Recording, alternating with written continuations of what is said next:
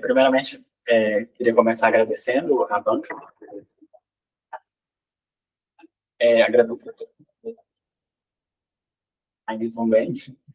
Então, o título do meu trabalho é Os Problemas de Ciclicidade e Isocronicidade para Singularidades Tangenciais Monodrâmicas em Sistemas de Polycom. A minha apresentação está separada em 4 partes, onde, primeiro, a introdução, onde eu vou apresentar meu objeto de estudo, e as outras partes onde eu vou trazer meus resultados, respectivamente sobre os coeficientes de Lyapunov, o problema de ciclicidade e o problema de isocronicidade e criticalidade. Então, para apresentar o nosso trabalho, o nosso objeto de estudo, vou falar, então, das singularidades tangenciais monodrômicas. Então, a gente vai trazer resultados para um sistema planar, um sistema de Filipov, então eu vou considerar a convenção de Filipov. Aqui a variedade de continuidade está sendo considerado o eixo X, e aqui eu fiz questão de discriminar as componentes do campo. Então, x mais, y mais e x menos, y menos. Então, para introduzir a nossa singularidade, primeiro eu gostaria de relembrar a definição de contato. Então, eu falo que o campo tem um contato de multiplicidade K com a minha variedade de continuidade e um ponto P, se a derivada de Lie até uma ordem K menos 1 é igual a 0 e a ordem K é diferente de 0. Além disso, quando o contato é de multiplicidade par, eu posso falar da visibilidade desse contato. Então, eu falo que ele é invisível para Z+, se a derivada de ordem 2K é negativa, e ele é visível caso ela seja negativa, E o contrário para o campo Z-. Aqui só uma figura para ilustrar isso. Aqui, então, eu tenho um contato de Z+, com a minha variedade de continuidade na origem, um contato invisível. E aqui, um contato visível. Quando eu considero esse contato, então, de multiplicidade K para o campo Z+, e Z-, eu tenho essas configurações. Aqui eu estou considerando contatos do campo com a variedade de continuidade na origem. Então, eu tenho invisível e visível, os dois visíveis e os dois invisíveis. Eu estou interessado em singularidades monodrômicas, Essa palavra monodromia significa girar em torno de.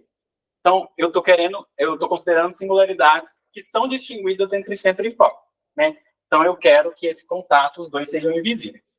Então, passando para a definição da minha singularidade, eu tenho, então, que P é uma singularidade tangencial, 2K mais, 2K menos, tangencial monodrômica. Se P tem um contato, simultaneamente invisível, Z mais com sigma e Z menos com sigma, e além disso tem um mapa de primeiro retorno definido. Então, aqui uma figura para ilustrar a nossa singularidade. Para eu ter esse caso de monodromia, além dos contatos invisíveis, eu preciso também que as órbitas concordem de uma maneira que elas se concatenem em sigma, ou seja, numa região ali vizinha de 0, eu tenho uma região de costura que permite definir que eu tenho esse mapa de primeiro retorno, definir esse mapa de primeiro retorno em P. Dessa definição, ela pode ser traduzida em 3 condições analíticas. A primeira condição, sendo sobre ser uma singularidade tangente e ter um contato de multiplicidade par. Então, de ser uma singularidade tangente, a gente observa que a primeira componente do campo é diferente de 0 na singularidade. A segunda condição é a condição que dá, eu quero que seja um contato invisível para Z+, e para Z-.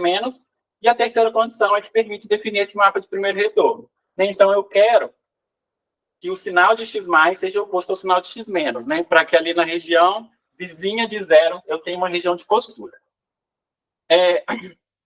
Quando eu tenho, então, um campo de Filipov, singularidade tangencial monodrômica, eu posso desenvolver uma forma canônica, que é uma forma mais simples, para esse sistema de Filipov com esse tipo de singularidade. Para a gente desenvolver essa forma canônica, a primeira coisa que a gente observa, se eu tenho um campo de Filipov, então, com a minha singularidade, da condição 1, a primeira componente do campo, ela é diferente de 0 na origem. Consequentemente, existe uma vizinhança U, tal que X, a primeira componente vai ser diferente de 0 para todo XY nessa vizinhança. E da condição 3, como o sinal de X+ e X- são contrários, está bem definido eu considerar delta como o sinal de X+ igual a menos o sinal de X-. E com essa definição de delta, a gente observa, então, que o módulo da primeira componente do meu campo é igual, então, a mais ou menos delta vezes x mais ou menos de xy.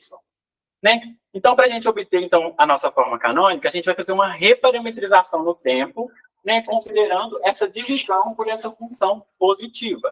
Então, faço essa reparametrização no tempo, onde eu considero esse novo campo zetil aqui, né, que é o campo inicial dividido pela primeira componente do campo, pelos módulos da primeira componente do campo. Né? O que a gente observa é que quando eu faço essa divisão, a primeira componente do meu novo campo, ela é bem simples, é simplesmente delta, e menos delta para z menos, né? E eu tenho que, a segunda componente são essas funções eta mais e eta menos, né? Que nada mais é do que a segunda componente do meu campo inicial, dividido pelo módulo da primeira componente, né? O que a gente observa aqui também é que esse delta, na verdade, ele determina a direção do meu fluxo, né? Então, observando aqui, a gente sabe que se delta for positivo, o fluxo de Z gira no sentido horário, e se delta for negativo, ele gira no sentido anti-horário. Eu posso trabalhar também um pouquinho mais essas funções eta, né? Reescrevendo, então, a minha forma canônica dessa forma. É interessante escrever dessa forma, porque aqui fica explícito o grau de contato. Tudo bem? Né? E claramente esses valores A mais ou menos, essas funções F mais ou menos e G mais ou menos, né, estão definidas em função do meu campo. Né? A única coisa que eu fiz aqui foi trabalhar aquela função eta para reescrevê-la dessa forma. Né? Então, essa forma eu chamo de minha forma canônica, para um sistema com esse tipo de singularidade. Então, vamos passar para o nosso primeiro resultado. O nosso primeiro resultado vai ser sobre a regularidade do mapa de meio retorno. Mas primeiro vamos explicar o que seria esse mapa de meio retorno. A gente sabe, né, que, pela definição da singularidade, eu tenho que existe um mapa de primeiro retorno definido. Mas como se trata de um sistema de Filipov, né, é um sistema descontínuo. Então, eu vou trabalhar com esses mapas de meio retorno. São definidos para uma órbita com condição inicial em x1. Né? A imagem de x1 pelo esse mapa de meio retorno φ+, é a primeira vez que essa órbita com condição inicial aqui intercepta sigma novamente. Né? Então, se eu considero um x2 desse lado, né, a imagem por φ+, vai ser esse ponto aqui. Né? A gente observa que, pela definição desse mapa de meio retorno, eles são involuções. Né? Uma vez que se eu aplicar φ novamente, a imagem desse ponto é x1 novamente. Então, esses mapas de meio retorno são involuções. O primeiro resultado, então, é sobre a regularidade desses mapas. Então, se eu considero a definição desses mapas, eles dependem só do contato de ordem par invisível. Então, é isso que eu vou exigir aqui para o meu teorema. Né? Estou considerando um campo de Filipov com contato invisível de ordem 2K+. Para Z+, e 2K- para Z-. Né? Então, eu tenho que, se o campo é analítico, então os mapas de meio retorno são analíticos. A demonstração desse teorema ela é feita através de um blow-up. Né? Só que uma coisa que acontece aqui, para esse tipo de singularidade mais degenerada, é que se eu aplico um blow-up com seno e cosseno, as singularidades elas aparecem aqui. Então, eu não obtenho a regularidade, a transversalidade aqui, em sigma, então eu não obtenho minha regularidade. Então, o que a gente fez aqui, na verdade, representa um blow-up via coordenadas polares generalizadas, né? Que é um blow-up com pesos. E, nesse caso, com pesos apropriados, as singularidades aparecem aqui fora da minha zona de interesse, então eu tenho a regularidade desses mapas. Mostra que eles são analíticos. Né? Aqui é uma figura para Z+, mas acontece a mesma coisa. Desculpa. Aqui eu estou mostrando a figura para φ+, mas acontece uma coisa para o mapa φ-. Então, agora a gente vai falar sobre os nossos coeficientes de Lyapunov. Né? Aqui, ao invés de a gente considerar, então, o mapa de primeiro retorno, a gente vai considerar a função displacement, né? Que é essa função diferença desses dois mapas. Tem aqui uma figura para ilustrar a minha função displacement, que é a diferença, então, de φ+ e φ-.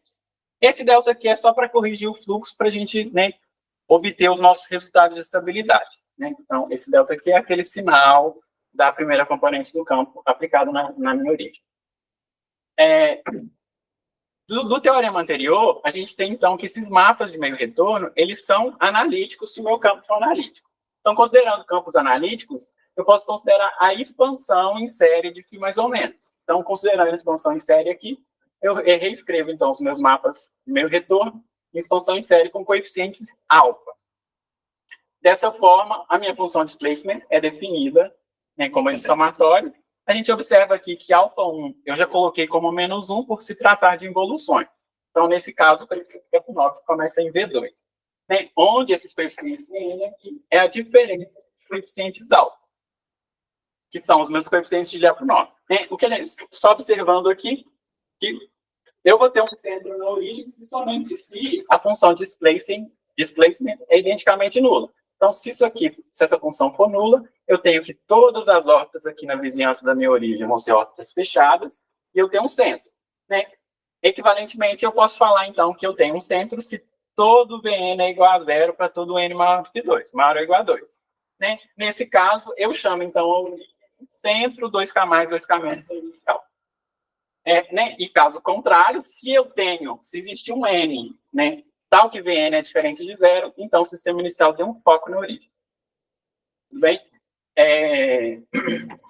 Além do mais, eu posso falar da estabilidade desse foco baseado no sinal do primeiro coeficiente de Lyapunov diferente de zero.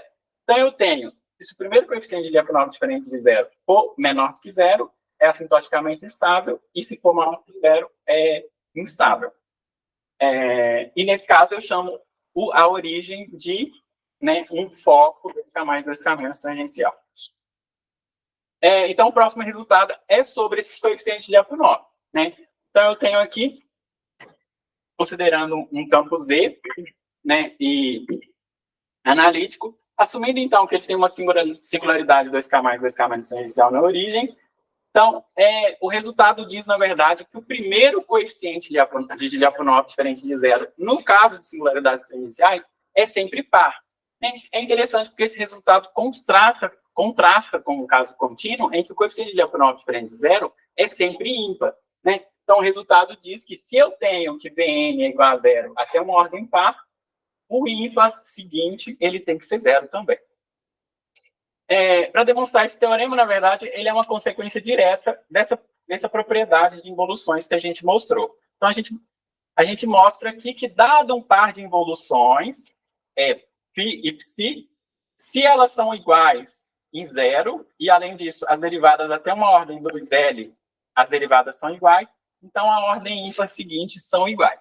Né? Isso demonstra o teorema, basta a gente lembrar que os Vns eles são definidos como a função displacement, ou seja, a diferença dos mapas de meio retorno, que são involuções. Então, se eu tenho que Vn é igual a zero até 1, 2L, significa que a derivada dos meus mapas de meio retorno até uma ordem 2L são iguais, né? Usando a proposição, a ordem ímpar seguinte são iguais, consequentemente, o coeficiente de Lyapunov seguinte também é igual a zero.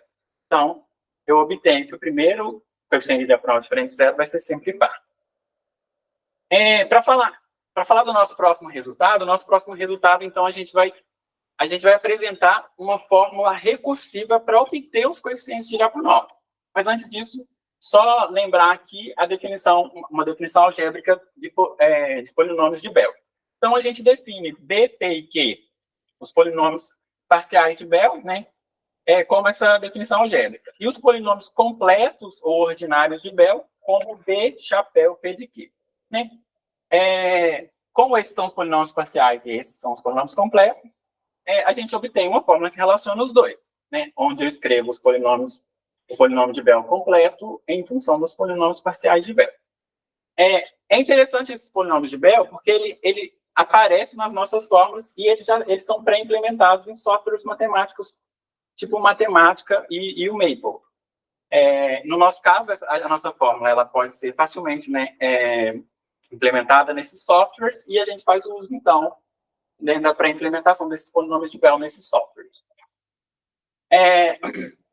Então, passando para o nosso resultado, lembrando que a gente está considerando, então, um campo de Filipov planar, como a singularidade 2K mais 2K menos tangencial monodrômica, né?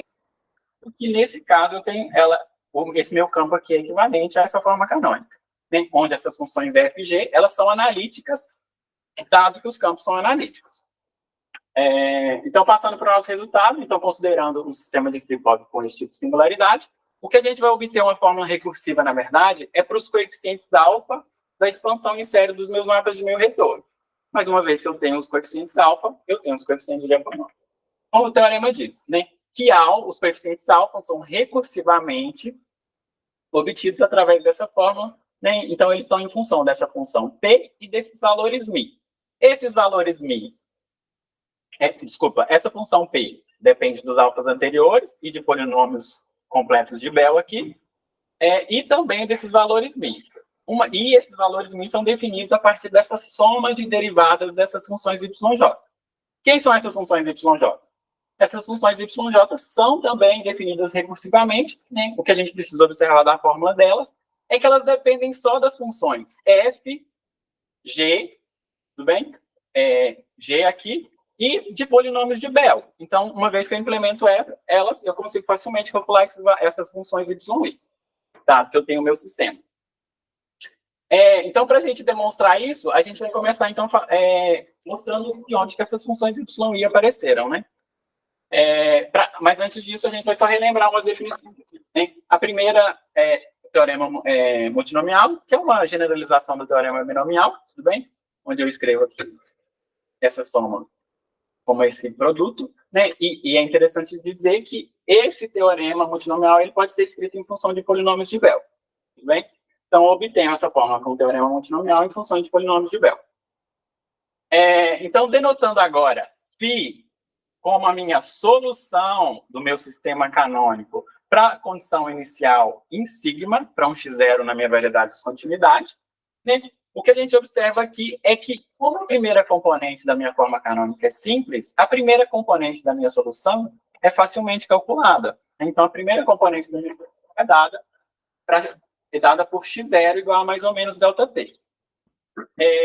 E definindo agora, então, yi como a segunda componente dessa solução, tudo bem? Para t igual a zero, desculpa, y definido como a derivada iésima da segunda componente a zero, né? O que a gente afirma, na verdade, essas funções y e, né? Ou seja, essas derivadas i, funções y e são definidas igual às apresentadas pelo teorema. Para a gente demonstrar isso, a gente só basta observar que quando eu derivo a segunda componente da minha solução em relação a t, eu obtenho a segunda componente do meu campo, né? Para a solução ali. Então, obtendo a segunda componente do meu campo, basta só eu observar, né? Eu faço para y1 aqui, y1 é a primeira derivada para t igual a zero, né? Eu percebo, então, que essa fórmula de y1, ela é igual à apresentada pelo meu teorema, e para obter as y's para i maior do que 1, basta eu trabalhar, então, com essas derivadas superiores, e eu consigo mostrar que elas são iguais às apresentadas pelo teorema. Então, para continuar aqui a nossa demonstração, né, relembrando de novo que eu estou considerando φ, então, a minha solução. Para eu obter, então, uma fórmula, para a gente obter aquela fórmula para aqueles valores μ, né, a gente precisa só considerar esse mapa aqui. Quem que é esse mapa μ? Esse mapa μ eu considero essa seção transversal aqui, e o mapa μ, a imagem de μ por um ponto x0, é quando a órbita com condição inicial em x0 intercepta essa seção. Então, esse é o mapa μ mais de x0. Então, considerando esse mapa, né, a gente observa que a gente sabe que a primeira componente da solução é dada por isso. Né? E a gente sabe que a primeira componente é igual a zero se somente se, então, o tempo é menos mais delta de x0. E a gente sabe que esse ponto acontece quando a primeira componente da solução é igual a zero.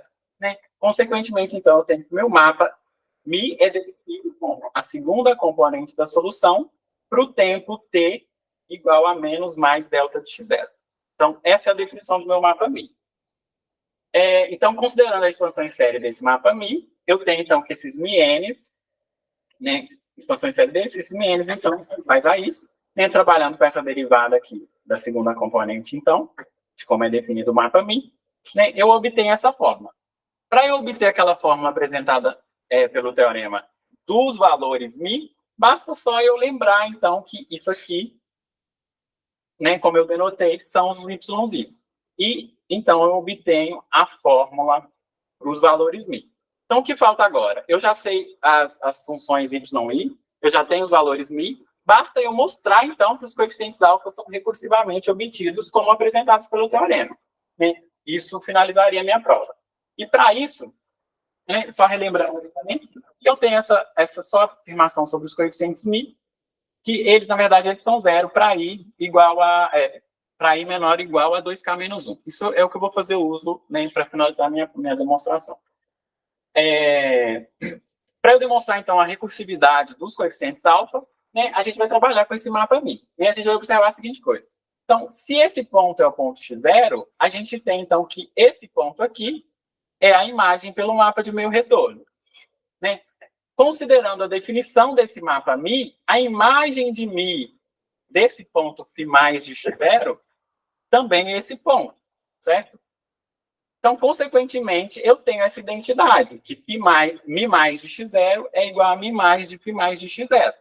Então, eu vou trabalhar com essa identidade. Então, trabalhando com essa identidade, eu vou considerar a expansão em série, então, desses dois mapas, o mapa MI e o meu mapa de meio retorno aqui. Aqui, eu vou usar o teorema multinomial em função dos polinômios de Bell, então, usando o polinômio multinomial. Então, reorganizando essa soma, eu obtenho isso, né? Fazendo uso de que os valores μn, eles são zero para I menor ou igual a 2K menos 1.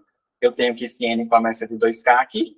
E o que eu vou fazer aqui agora é comparar os coeficientes de x0 I. Então, desse lado, x0i, eu teria mi, e desse lado, né, trabalhando com essa soma, eu obtenho, então, que dos dois lados da igualdade, o coeficiente de x0i é dado por essa soma. Né? O que eu faço aqui, então, para obter a recursividade dos meus coeficientes alfa? Né? A primeira coisa que eu vou fazer com essa soma é separar o primeiro termo dela, né? Separar o primeiro termo dela e começar, então, o J agora, né, com os restos do termo, começando o J, então, com 2K, mais ou menos, mais 1. Usando propriedades de polinômios de Bell, eu separo esse termo de Bell aqui como essa soma desses dois. Né? Então, usando propriedades de polinômio de Bell, eu tenho que isso é igual a esses dois. O que a gente tem que observar dessa fórmula final aqui, que a única vez que o coeficiente αi menos 2K mais 1 aparece é nesse termo. Nesses dois termos aparecem só os alfas anteriores. Então, o que eu vou fazer é isolar esse αi menos 2K mais 1. Então, isolando esse αi menos 2K mais 1, para eu obter exatamente a fórmula recursiva apresentada pelo teorema, eu só preciso observar que eu já tenho o α1, que é igual a menos 1 por se tratar de involuções, e fazer uma mudança desse índice aqui para começar de I, e eu obtenho, então, a fórmula recursiva apresentada pelo teorema, o que conclui a minha prova.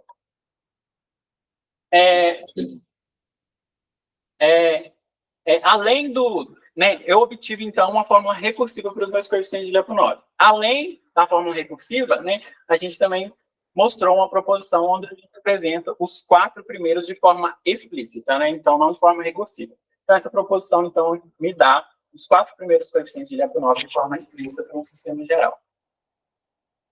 Então, passando para o nosso problema de ciclicidade agora, né? Primeiro, vou só relembrar o que seria o problema de ciclicidade. Então, o problema de ciclicidade, ele busca, então, compreender a presença de órbitas periódicas isoladas, né? Ou que a gente chama de ciclos limites, né? E os nossos resultados vão ser apresentados através do uso dos coeficientes de Lyapunov, né? É comum nesse problema de ciclicidade a gente fazer uso desses coeficientes de Lyapunov para encontrar, então, bifurcação de ciclos limites.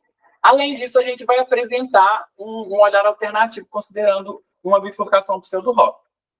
Né? Então, passando para o meu resultado, primeiro eu vou mostrar, então, os resultados que a gente obteve via os coeficientes de Lyapunov. Né? O primeiro é esse teorema aqui, que é uma bifurcação do tipo Hopf. A bifurcação do Hopf, ela nos dá um ciclo limite. Então, no nosso caso, a gente também tem um ciclo limite para singularidades 2K mais, 2K menos tangenciais monodrômicas. Nesse caso aqui, então, a gente vai considerar uma família a um parâmetro, com uma singularidade 2K mais, 2K menos tangencial monodrômica na origem, né? E denotando V2 lambda e V4 lambda, respectivamente, o segundo e o quarto coeficiente de Lyapunov para essa família, e assumindo, então, que existe um lambda zero pertencente ao intervalo I, tal que o V2 de lambda zero é igual a zero, a derivada de V2 de lambda para lambda igual a lambda zero é diferente de zero, e o quarto coeficiente de Lyapunov diferente de zero, então, vai existir uma vizinhança desse lambda zero, tal que essa família é um parâmetro, admite um ciclo limite hiperbólico.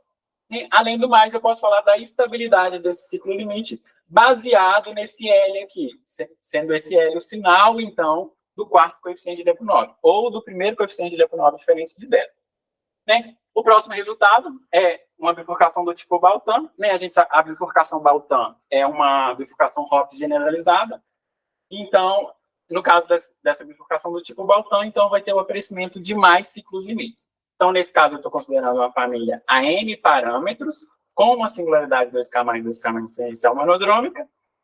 Né? Eu vou denotar V2i como o 2iésimo coeficiente de Lyapunov. Né? Além disso, eu vou denotar esse Vn aqui como os n primeiros pares coeficiente de Lyapunov.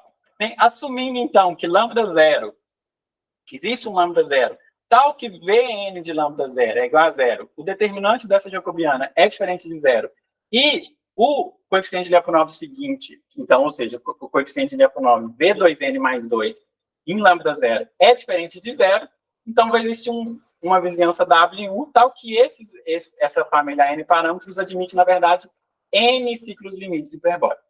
Né? As demonstrações desses resultados, elas seguem basicamente a demonstração dos resultados clássicos.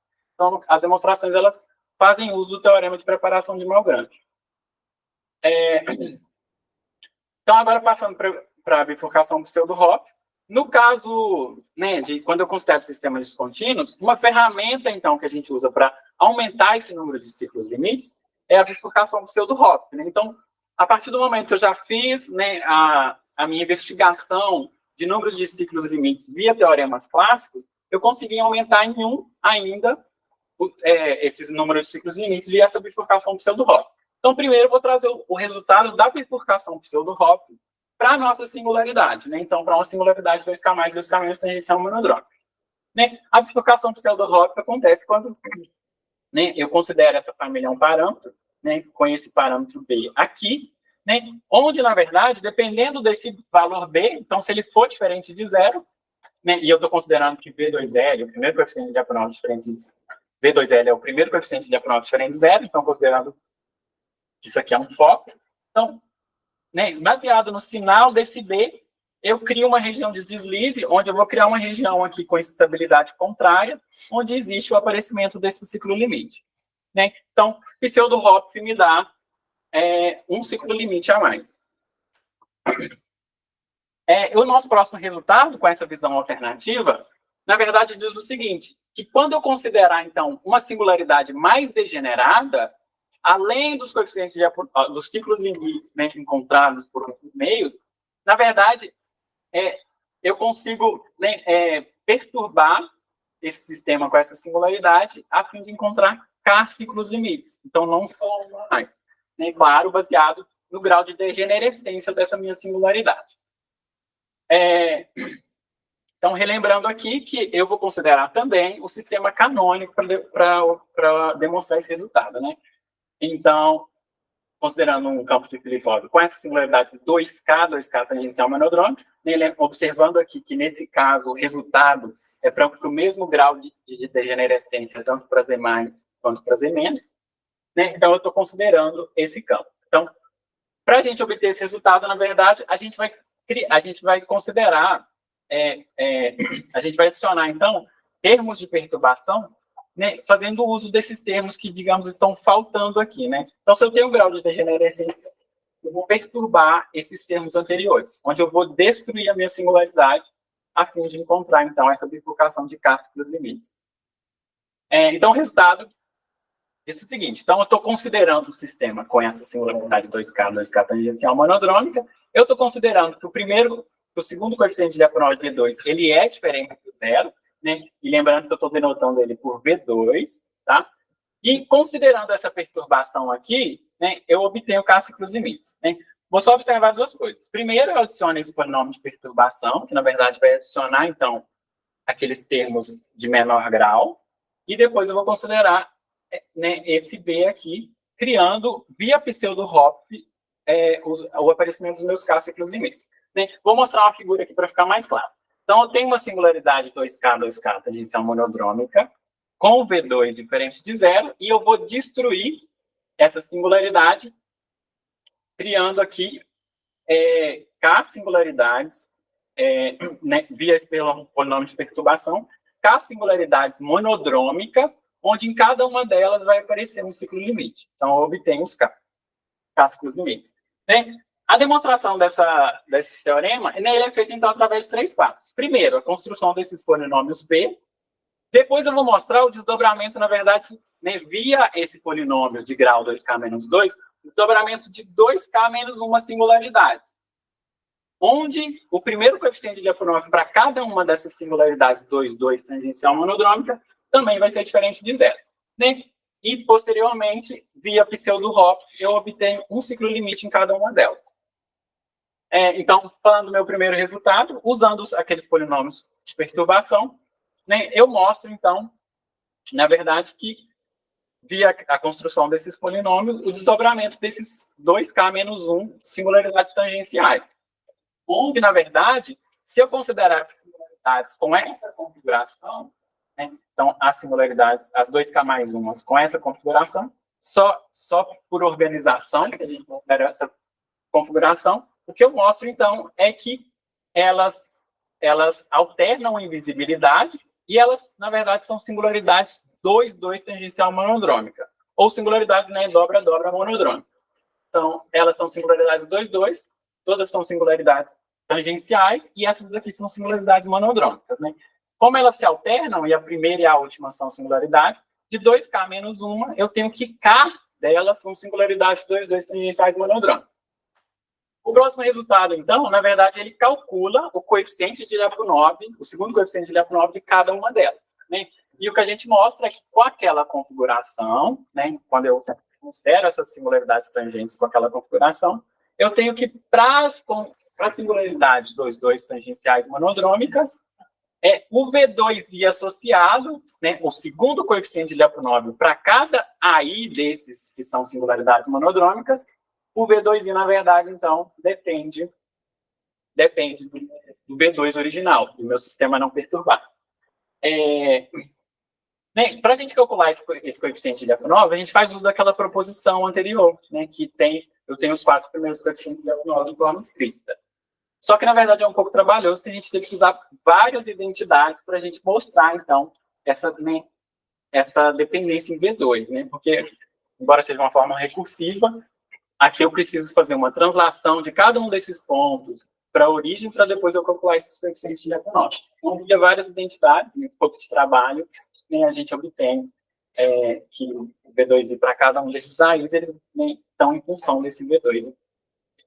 Então, a primeira proposição me deu K singularidades 2, 2 tangenciais monodrômicas. A segunda mostrou que o segundo coeficiente de Lyapunov de cada uma delas é diferente de 0.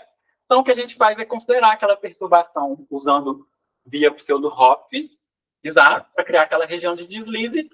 Então, para cada uma das 2, 2 singularidades, eu obtenho o ciclo limite. Como são K singularidades, 2, 2 tangenciais monodrômicas, eu obtenho K ciclos limites. Então, passando agora para o nosso resultado sobre isocronicidade, primeiro eu vou falar, então, de função período. Para o problema de isocronicidade e criticalidade, eu preciso considerar um centro, né? Então, estou considerando o meu sistema inicial com agora um centro 2K mais, 2K menos tangencial. Né? E lembrando que é a função período. A função período é a função, né, que considera o período da órbita em x0 aqui. Então, eu tenho um x0 aqui, a função período me dá o período dessa órbita. Né? Lembrando que eu estou num centro. O problema de isocronicidade, né, ele quer investigar a existência de centros isócronos, ou seja, em que, né, as órbitas, o período de todas as órbitas ali numa vizinhança da origem são iguais, ou seja, que a função período é constante. E o problema de criticalidade, na verdade, é a bifurcação de períodos críticos, né, ou a presença, né, em outras palavras, de pontos críticos dessa função período. Né? Então, ou seja, para eu estudar o problema de isocronicidade e de criticalidade, primeiro eu preciso obter essa função período. Né? Então, para a gente obter essa função período, primeiro a gente vai obter a função período da forma canônica. Lembrando que isso não é suficiente, né? Porque a forma canônica, ela né, ela foi obtida através de uma reparametrização do tempo. Então, para estudar, né, o problema de isocronicidade, eu preciso da função período do meu sistema original. Mas a gente vai mostrar posteriormente que, na verdade, via essa função período da forma canônica e uma proposição, a gente consegue recuperar, então, essa função período do meu sistema inicial. Então, primeiro, vamos calcular a função período da minha forma canônica. Então, aqui, né, assumindo um campo de Filipov com o centro 2K mais 2K menos tangente, né, eu tenho que o sistema canônico é escrito dessa forma, né? Lembrando que esse delta aqui é o sinal da primeira componente do campo. Então, o lema me diz o seguinte, que a função período da minha forma canônica é dada por 2 vezes x menos delta menos φ de x, onde esse φ é o meu mapa de meio retorno associado. Observando aqui que eu não considerei os mapas de φ mais e φ menos, porque se eu tenho um centro, φ mais é igual a φ menos, então eu estou definindo esse mapa de meio retorno simplesmente como φ tilde, né, para a forma canônica. Então, para a gente conseguir demonstrar esse resultado, a gente vai considerar funções de meio período, né, porque se trata de um sistema descontínuo. Eu vou considerar essas funções de meio período. Né, e depois eu defino a função período da forma canônica como essa função diferença desses meio períodos. Né, lembrando que eu estou considerando essa diferença porque por causa, né, da direção do fluxo. Né, então, se eu calculo eles partindo do mesmo x, um vai dar negativo. E esse delta aqui também está para corrigir o sinal dessa função período. Então, para a gente demonstrar, então, esse lema, né, a gente vai considerar, então, a solução do meu sistema canônico, né, que a gente já sabe que ele é dada por isso, né, onde a primeira componente dessa solução ela é bem simples. Né, e a gente observa que a primeira componente é zero, de novo, no tempo menos mais Δx. Né? Então, considerando essas seções sigma mais perp e sigma menos perp, a gente sabe, então, que o tempo que demora para esse ponto sair daqui e chegar aqui é quando a primeira componente da minha solução é igual a zero. Ou seja, é no tempo em que isso é igual a zero, ou seja, é no tempo menos delta de x para φ mais aqui, né? Então, esse tempo aqui, o T1 mais, esse tempo aqui, ele é menos ΔX. Consequentemente, o tempo para a inicial φ tilde x chegar aqui é menos delta φ tilde x. De forma análoga, eu tenho os tempos aqui né, considerando o campo Z menos. Então, para eu considerar as funções de meio período, eu só preciso somar esses tempos aqui. Então, para ter mais, eu somo esses tempos, eu obtenho menos delta x mais φ de x. Né? Para ter menos til, eu obtenho, então, somando esses dois tempos, mais delta x mais φ de x, φ til de x.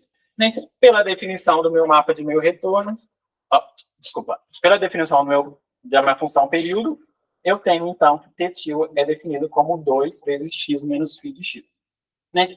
Agora, né, via a função período da minha forma canônica, eu tenho interesse, então, de recuperar a função período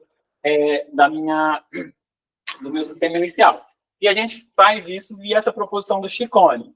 Né? Essa proposição do Ciccone, ele considera 2 sistemas, tá?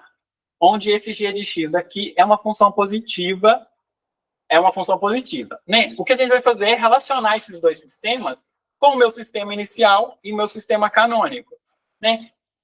A proposição do Ciccone relaciona essas duas soluções via essa função beta.